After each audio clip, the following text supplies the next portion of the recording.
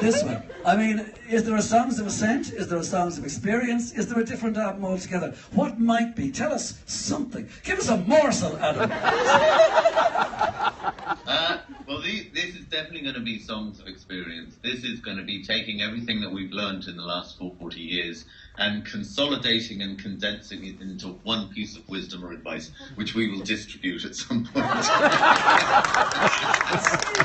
It's like a politician. All right. Okay. Adam, like, you know, one of the things about the tour the last time around was the fact that it was about, just like the album was, about growing up in Dublin. The way those songs were, if you like, accepted on the tour, and I saw it in a bunch of places, including Vancouver and Paris, London, Dublin, it was accepted to the point where I think some of the newer songs, in other words, from the album Songs of Ascent, went down better than some of the sort of hits. Does that make you feel really good that those songs sort of resonated so well with so many people? Yeah, I think those songs really touched a chord. And it was partly they resonated because they were our story, but it was everyone's story. Those shows on the Innocence and Experience tour had a real power because of how they connected back with everyone's history, and you could feel that in the room, that focus and concentration. So with these new songs, which will be Songs of Experience, which will connect to people in the same way, but hopefully they'll be a lot lighter. I think really where we're trying to get to with these new songs is where we came from was a tough, dark place, but where we've been and where we are now is a much lighter, more enjoyable place to be. And the fact that the gigs were all indoor, this was a big decision to make for you two to go back inside, if you like. Was it a good move on your part, do you think? Did you enjoy that experience? Because the reception has been absolutely ecstatic, whereas the reception often from some of the previous tours was some people might have said, oh, I don't know, they got too big. In other words, when you went smaller, it worked. I think we always, our ideal venue is the arena, up to 20,000, which seems like a lot of people, but even in a 20,000 seating, you still get that sense of intimacy. When you go into stadiums, it is a different experience, and we've had some great stadium shows. I mean, Zoo TV was a stadium show, Pop Mart was a stadium show, 360 was stadium shows, but it's a different experience. There's more spectacle involved, and I think those indoor shows, much more about a musical experience, and there's a communing with the audience. And at the end of the day, we actually like to be the reason why people turn up in large crowds to be with each other and celebrate the music. But could that tour be an outdoor tour? Could it go outdoors? Would you want it to go outdoors? At this point, it's very hard to say what it could be until the record comes out and we see how those songs are received. My instinct is that it's not an outdoor tour, that's a Songs of Ascent or something else coming down the line. I think the intensity of the experience, and indeed the way the production was designed for the Innocence and Experience tour, I think it's indoor. Okay, well listen, do you realise like this is the weekend where so many people have come here to the Rock and Roll Hall of Fame to celebrate U2 in terms of 40 years. Okay, at U2 have organised this brilliant weekend here. Now the point about it is, and in the Rock and Roll Hall of Fame, there's very few bands, there's nobody that I can walk around and see where the same four members have been in a band for 40 years. Going back to the kitchen in Larry's house, I know there's been too many stories, but can you remember that? Because I know that the only reason you were allowed in is because you had a bass guitar. I can remember it, and I think it was orange. It was a very nice kitchen in the suburbs, but it was, we were thinking, playing a gig, we were thinking maybe have a 7-inch single out at some stage. We weren't thinking 40 years down the line. And there was a few of us there. There was Edge and his brother Dick, Bono and his friend Reggie Manuel. There was Steve Martin, another guy from school.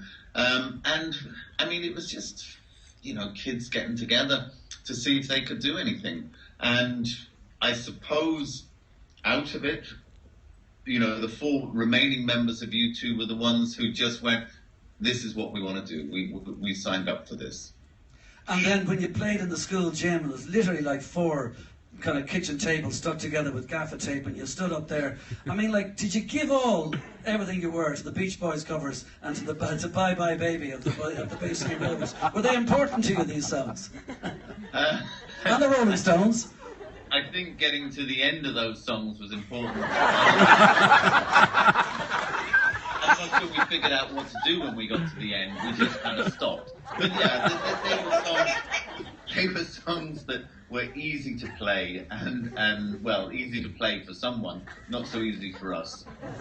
That's good enough. Do you think in some ways, though, with the 40 years, that often, regardless of how good or how good the musicianship is these days with U2, do you think in some ways that it's not really about the best musicians, it's about the right musicians, and that's one of the reasons for the 40 years? Yeah, it's not about the best musicians. We're not virtuosos, well, apart from Edge and Larry maybe, but no, it's about the quality of the ideas and how you put it across. Rock and roll is, rock and roll has always been a crude expression. It's been very direct. It's been, what have you got to say and say it. And, conversely, pop music has always been the sound of youth. So it is a simple expression, but you've got to understand the power of it when you see it.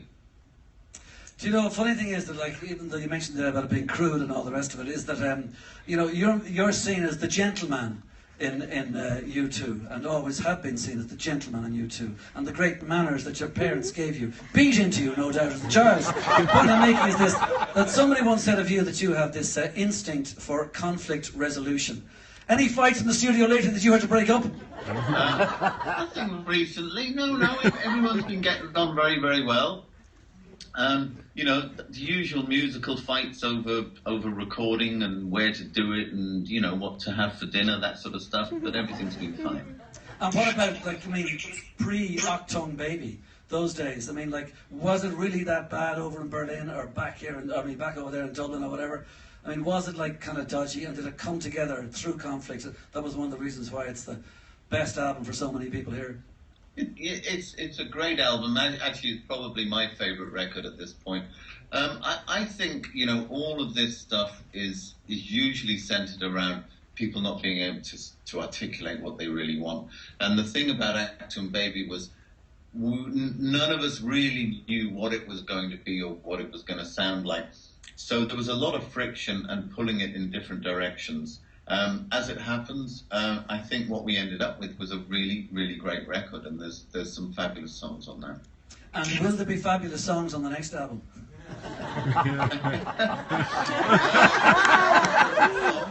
The fabulousness of them is really something that you'll have to decide later. Maybe we will. I think we're supposed to wind up now. Okay, just one or two more questions that I want to ask, which is, the first one is the fact that it is the 40 years, the fact that you've had such a remarkable career. Where does it go with what happens next? How I'll give you a perfect example of what I was trying, 5 or 6 years ago or 7 years ago, around the time of No Line on the Horizon, you supposedly had a full album done with Rick Rubin, and that album never saw any kind of light of day. Might parts of what that album was surface in what might be next in 2017? I think that material still exists, but I don't think it would survive in that form.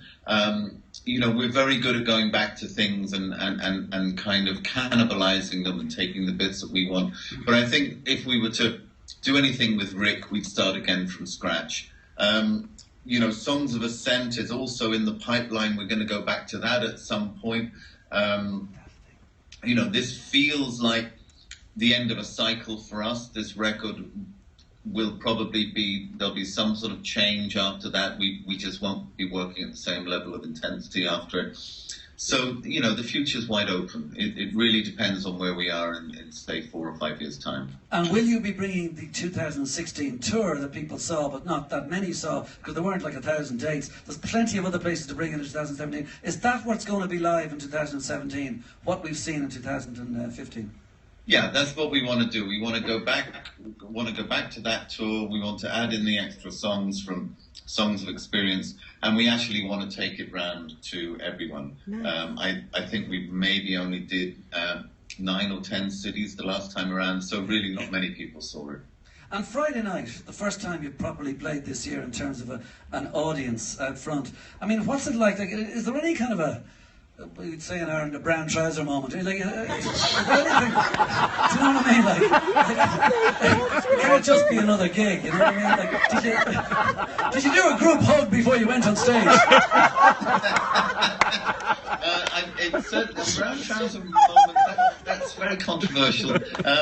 It's always great when we get back on stage. It's it is the place where it is just the four of us, effectively kind of alone, even though there's an audience out there. But it is the four of us on stage doing what we do best, and we have one of the greatest audiences in the world, and to get together with them is always a privilege, and we're very grateful for that. Do you ever feel that the gap between albums is just a little bit too long these days? I mean, like your last gap was about 5 years and 5 months. The Beatles were only around for 7 years. You have to get the Beatles in there again. Attaboy, Dave. Well made point. I'm mindful of the gap. I don't like the gap. It is a long time between records.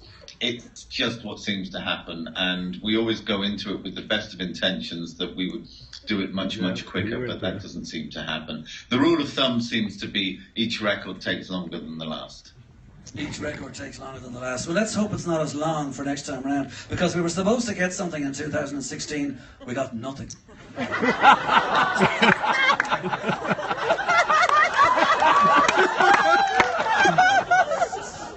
There is no certainty in life. Well, listen, Adam, it's been a real pleasure. Can I just say that I think you'd like to thank everybody that's here today in the Rock and Roll Hall of Fame and the At U2 people for the 40 years to celebrate the birthday of U2. They've been fantastic all weekend, and we've had a great time. And I think you probably want to say thank you, folks. Thank you all very, very much. It's been a really good 40 years, and thank you for looking after Dave while we're not there. Thanks, Adam. Good luck. Take it easy.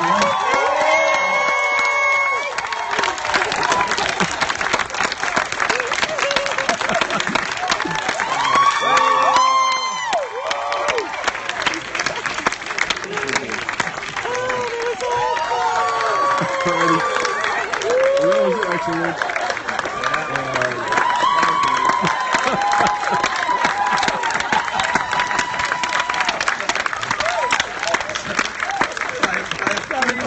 We're going to end on that. Best interview ever.